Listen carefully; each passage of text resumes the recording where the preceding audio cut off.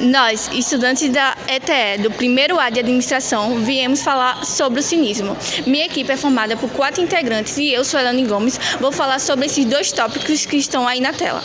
Bom, o cinismo surgiu lá na Grécia Antiga por volta do século IV a.C. e foi uma filosofia que, vamos dizer, bem diferente do que costumamos a imaginar quando se fala em filosofia. Ela nasceu com Antíteses, um aluno de Sócrates, e deu mais força com Diógenes de Sinope, que levou suas ideias ao extremo. Mas eu não vou entrar muito em detalhe, porque essa questão de filósofos vocês vão ver mais lá para frente.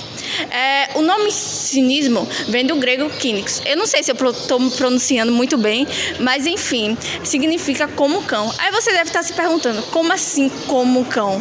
Bom, na época há uma teoria de que os cínicos eram muito comparados com os cães, pela sua maneira simples e direta de viver.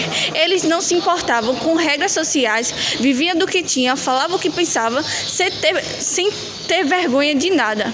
E o legado do cinismo era esse: viver de forma simples, sem precisar de bens materiais, muito menos de riquezas, e viver próximo da natureza. Agora eu irei falar um pouco sobre os conceitos básicos do cinismo. Bom, vou começar com a austeridade. A austeridade é basicamente viver de maneira simples. Mas calma, isso não significa viver de maneira miserável, mas sim sem se apegar com bens materiais. A autossuficiência é a ideia de que a verdadeira felicidade não depende de nada e de ninguém, visto como objetivo máximo da vida. Aí você deve estar se perguntando, por que os cínicos achavam a virtude o objetivo máximo da vida? Bem, basicamente, para eles, a virtude era o objetivo máximo da vida, porque para eles, ser uma pessoa boa e honesta estava acima de tudo. Rejeições das convenções, das coisas sociais e culturais da vida. Eu acho que sociais você já teve uma noção, eles não davam a mínima para isso. Agora, culturais, eles se questionavam muito sobre a ideia de casamento, família e até mesmo de leis, porque para eles isso era uma perca de tempo para a felicidade. Os principais filósofos do cinismo desenvolveram o pensamento dentro das escolas da Grécia Antiga. Eles enfatizavam o desprezo à vida social e a exclusão aos bens materiais. Antíteses de Atena, criador do cinismo, também discípulo de Sócrates, acreditava que a virtude é o único bem para levar à felicidade. Também acreditava que, para alcançar, também pode haver como desprezo às riquezas e os prazeres.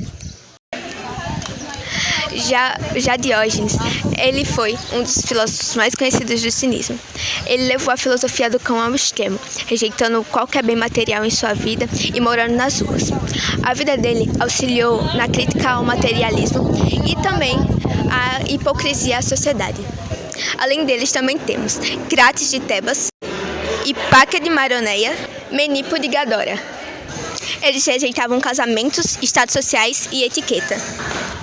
Eles utilizavam de meios teatrais para criticar a hipocrisia da sociedade. Diógenes, por exemplo, andava por aí em plena luz do dia carregando uma lanterna atrás de um homem honesto. Conceitos centrais do cinismo. O cinismo é uma corrente filosófica e que foi criada lá na Grécia Antiga e que com ele trouxe especialmente Diógenes, e que também teve um grande impacto significativo por desenvolvimento de pensamento ocidental, e que nisso veio a autossuficiência. Mas o que é autossuficiência? Suelane já explicou na primeira parte do vídeo. E eu vou dar uma bela pincelada nisso aqui. A autossuficiência é o que os filósofos cínicos viviam lá naquela época. Que era o quê? Viver sem se apegar aos bens materiais. Que tipos de bens materiais? Roupa, casa, tudo um pouco. A atualidade do cinismo.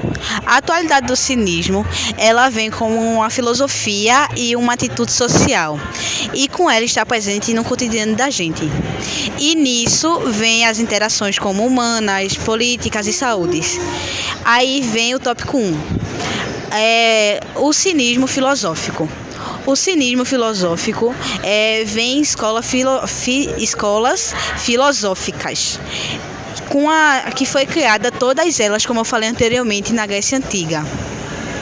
E que fundamentalmente, na Grécia Antiga, veio junto um dos filósofos, Diógenes. E que nisso vem as interações como humanas, políticas e saúde. Aí vem o tópico 2. O cinismo filosófico. O cinismo filosófico vem em escolas filosóficas, com que foi criada todas elas, como eu falei anteriormente, na Grécia Antiga. E que fundamentalmente, na Grécia Antiga, veio junto um dos filósofos, Diógenes. E com Diógenes veio o cinismo social e político. No contexto do moderno, o cinismo frequentemente se refere à visão desconfiada e negativa da política. Eu espero que o assunto tenha ficado bem claro. A gente se esforçou muito para explicar o cinismo de um jeito que seja o menos complexo possível.